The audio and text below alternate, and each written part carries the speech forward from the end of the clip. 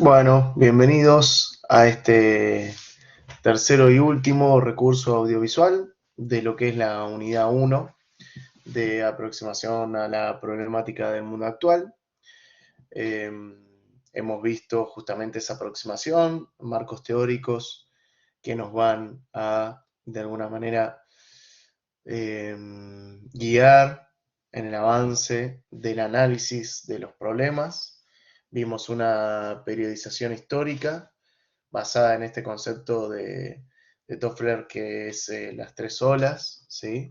Esta cuestión de pensar el mundo en función de las revoluciones productivas y cómo eso ha generado diferentes problemas y cómo en el fondo repercuten en el hoy y en particular en lo que son las nuevas lógicas del poder.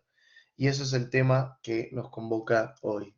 Así que si me permiten, voy a compartir la pantalla de siempre, digamos, este gráfico que hemos trabajado y se me despilfarró todo. Ahí estamos. Le gusta girar. Este organizador gráfico les decía que siempre nos han marcado en esta unidad uno, ¿sí?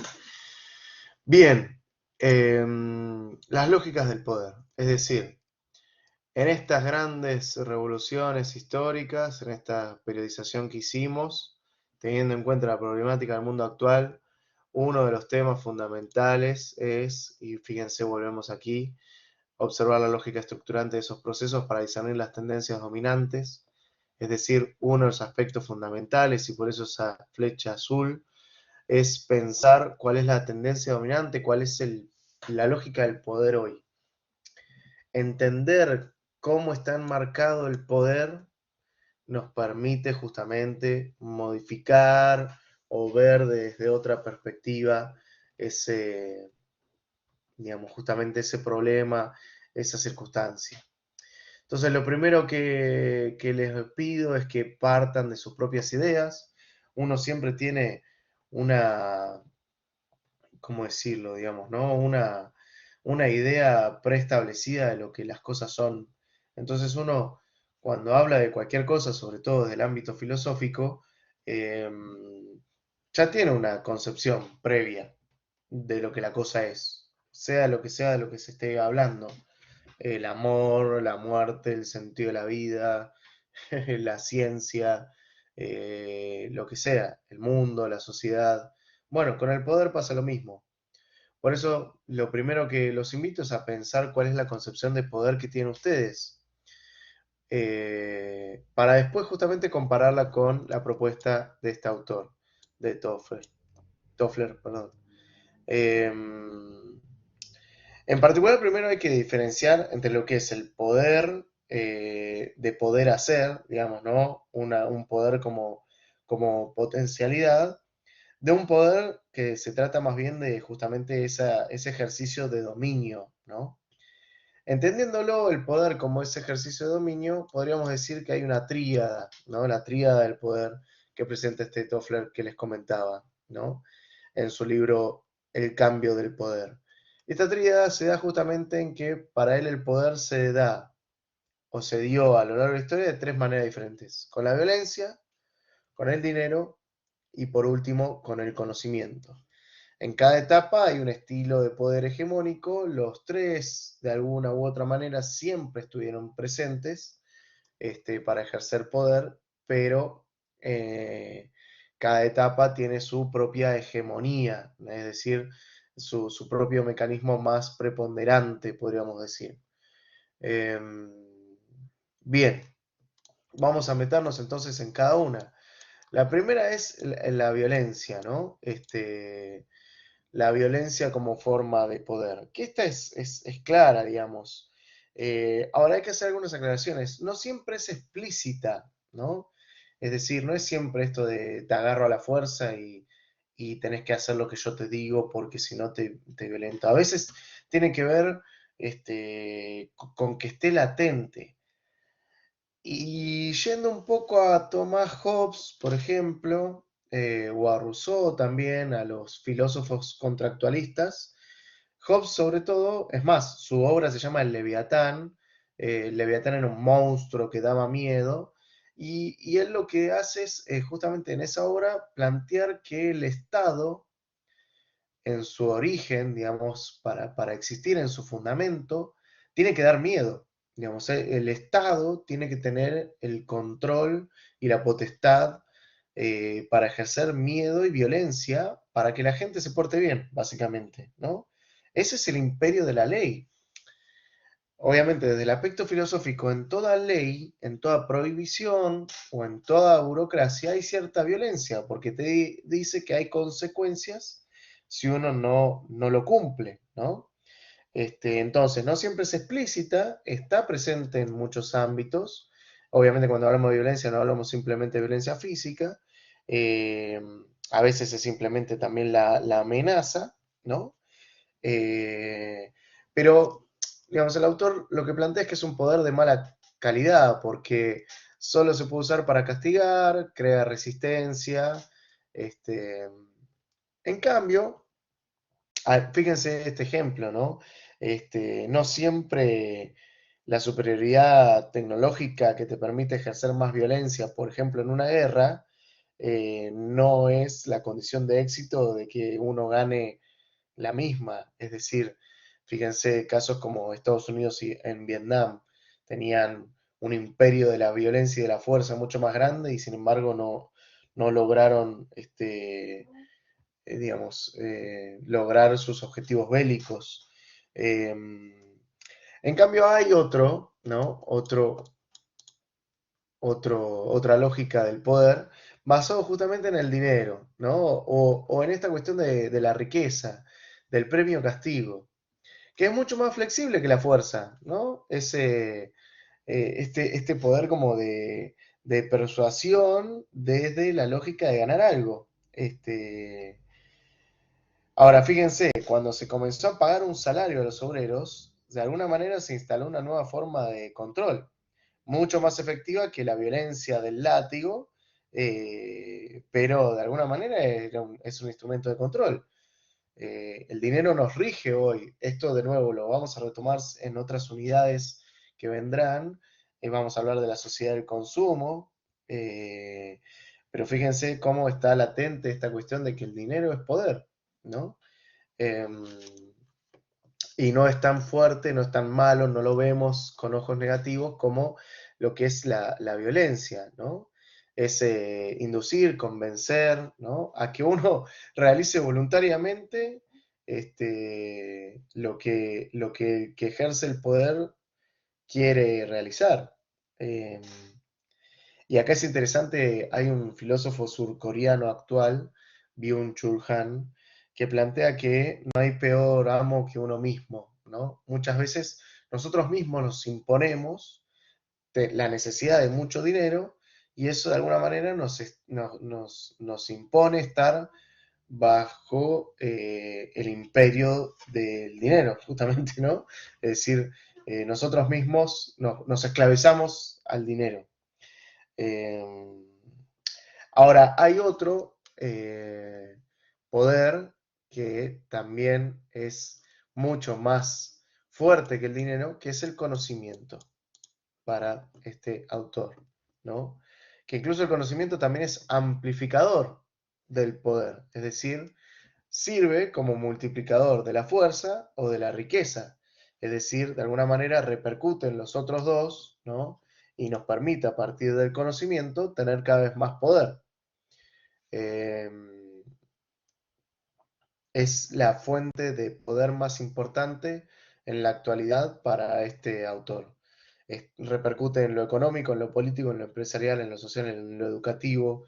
Fíjense qué tan poderosas son, por ejemplo, hoy las redes sociales que tienen acceso a casi toda nuestra intimidad o lo que se llama identidad digital. Fíjense qué tan poderosos son los gobiernos en tanto que siempre quieren tener cada vez más conocimiento sobre su población. O incluso, y acá por ahí me adelanto un poquito, pero es interesante, digamos, cómo es el conocimiento del deseo. Es decir, quien puede manipular el deseo no necesita imponerte obligaciones. Quien conoce, por ejemplo, tus deseos o los deseos de las personas y los manipula, o sea, quien tiene ese conocimiento puede establecer parámetros de poder mucho más sencillos que solamente el dinero. Por ahí tu deseo no tiene que ver estrictamente con el dinero, sino con otra cosa. Bueno, trabajarían sobre eso que deseas. De alguna manera, eso son las redes sociales. Es un tema que me interesa mucho, esta cuestión de que muchas veces generan adicciones. Es decir, están todo el tiempo mostrándote lo que uno desea eh, ver, escuchar, sentir, ¿no? Esto nos hace pensar en que hoy hasta se comercializa el tiempo de ocio. Es decir, todo el tiempo que uno vive está eh, economizado, digamos, está mercantilizado. El dinero, hablábamos en el segundo recurso audiovisual, cada vez es más intangible. La riqueza ya es riqueza de símbolos. Quien conoce los significados y cómo crear esos símbolos es aquel que tiene más poder. Por eso, de nuevo, el conocimiento sería un amplificador, ¿no?, del poder. En tanto que, como les decía antes, hay una hegemonía en función de la época de cada uno. Hoy diría el autor que la hegemonía está sobre el conocimiento, pero no dejan de estar, ¿ven?, interrelacionados entre sí. Eh, Incluso la violencia no amplifica ni el dinero ni el conocimiento, pero el conocimiento sí los otros dos, ¿no? El conocimiento pasa de ser un accesorio del poder del dinero y la violencia a ser la propia esencia, ¿no? El amplificador definitivo del poder. Bien, muy bien. Al punto tal de que hoy tenemos lo que se llaman los macrodatos, ¿no? Los big data. Hay una abundancia de datos que se pueden modificar constantemente y que de alguna manera es lo que nos guía nuestras emociones, nuestras decisiones, nuestra forma de ser, de estar, nuestra vida entera está de alguna manera condicionada por ese conocimiento que se tiene sobre nosotros. De alguna manera, esas son las lógicas del poder hoy. Eh, Bien, fíjense, digamos, el ciberespacio, ¿no? Internet, redes y las nuevas tecnologías de la comunicación se expanden hasta abarcar todo el tiempo social e individual. Nos influyen constantemente, eh, digamos, y eso es la era del acceso, ¿no?, y el control del deseo. Eh, Hoy en día las empresas, por ejemplo, priorizan esta cuestión de visibilizar qué es lo que quiere el cliente para venderle lo que quiere. Digamos, y eso es conocimiento. Justamente por eso hay, digamos, piensen en el dueño de Facebook, Instagram, y que cada vez siguen siendo más dueños de más conocimiento, por decirlo de alguna manera, más información. Eh, Después venden esa información, digamos, es un recurso también de mercancía. Eh, Fíjense, la mercantilización del tiempo y de la experiencia humana es la más espectacular forma de control social que ninguna sociedad haya creado. Sin violencia, en forma sutil e invisible, va internalizándose en las conciencias, controlando los pensamientos, manipulando la voluntad y la capacidad de decisión, enmascarando el control bajo el aspecto de elecciones libres y autónomas. No hay peor esclavo que el que no sabe de su propia esclavitud. Estoy tergiversando una frase de que no hay peor ignorante que no conoce su propia ignorancia, ¿no? Y acá el famoso solo sé que no sé nada de Sócrates. De alguna manera, lo peor de todo es que vivimos como en una ilusión de libertad que hace que no nos sintamos mal al momento de estar ejerciendo o de estar siendo ejercidos por este tipo de poder. Eh, Bien, entonces algunas conclusiones, digamos, la violencia de alguna manera es control de los cuerpos, ¿no? Luego el dinero y esta mirada del taylorismo y esto que hablábamos de la segunda ola, ¿se acuerdan de la revolución industrial? De alguna manera prioriza esta cuestión del dinero y hace que el poder se base justamente en el control del trabajo, ¿no? Y luego ya con esta última de las olas, esta tercera ola que estamos viviendo, ya se empieza más a controlar la mente en tanto que se la conoce, controlar la voluntad y el deseo en tanto que se conocen esos deseos. Y bueno, como decíamos antes, quien puede manipular el deseo no necesita imponer obligaciones, tiene el mayor poder, ¿no? Claramente la violencia era un poder represivo y cada vez fue tendiendo más a algo que no nos hace ruido. Por eso Foucault, otro gran filósofo, se pregunta justamente si el poder nos dijera que no, fuera simplemente represivo, ¿creen ustedes que obedeceríamos ese poder? Obviamente que no, lo obedecemos sin creer que estamos obedeciendo un poder, ¿no? Bueno, esto es una gran perspectiva de estos filósofos que nos permiten tener una mirada más crítica sobre el mundo que vivimos hoy, ¿no? El mundo que atravesamos.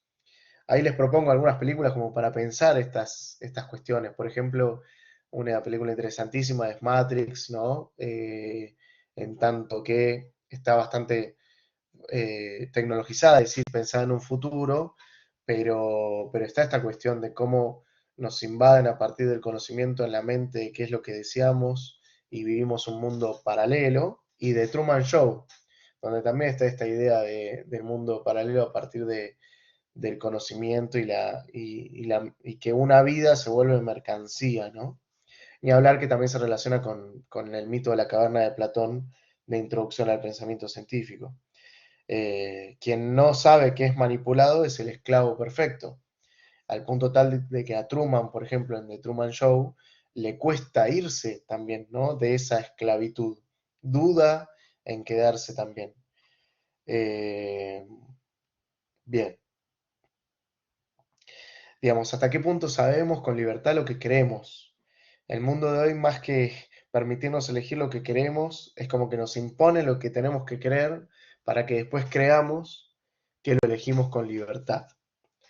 Y creo que esa es una interesantísima conclusión de lo que es esta primera unidad. Traer por ahí la mirada de los griegos, de decir, el verdadero poder tenía que ver con el autodominio, el control de sí mismo, la típica sofrosine, ellos lo llamaban, ¿no?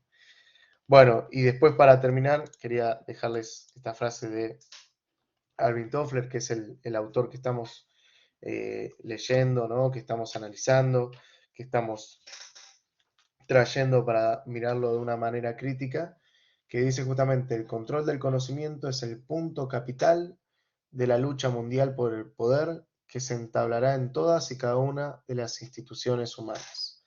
Y es interesante que ya se está dando, ¿no? Estos tiempos que hemos vivido nos demuestran de que el conocimiento y el control del mismo es la nueva guerra. Incluso las guerras hoy en día de poder se basan más en esas lógicas. Bueno, muy bien. Este fue el tercer recurso audiovisual. Hemos transitado toda la unidad 1. Como les decía, eh, en uno de los recursos audiovisuales. De alguna manera es, digamos, la primera unidad. Nos estamos ayornando de todos estos temas, de esta nueva modalidad, temas filosóficos, temas complejos, pero que son interesantísimos y que nos permiten mirar el mundo actual con una mirada crítica, problematizadora. Vemos los problemas de hoy desde otro lugar y creo que es interesante cómo eso va a repercutir en nuestra propia profesión y en nuestra vida cotidiana, ¿no? Bueno, nos vemos en lo que queda por delante.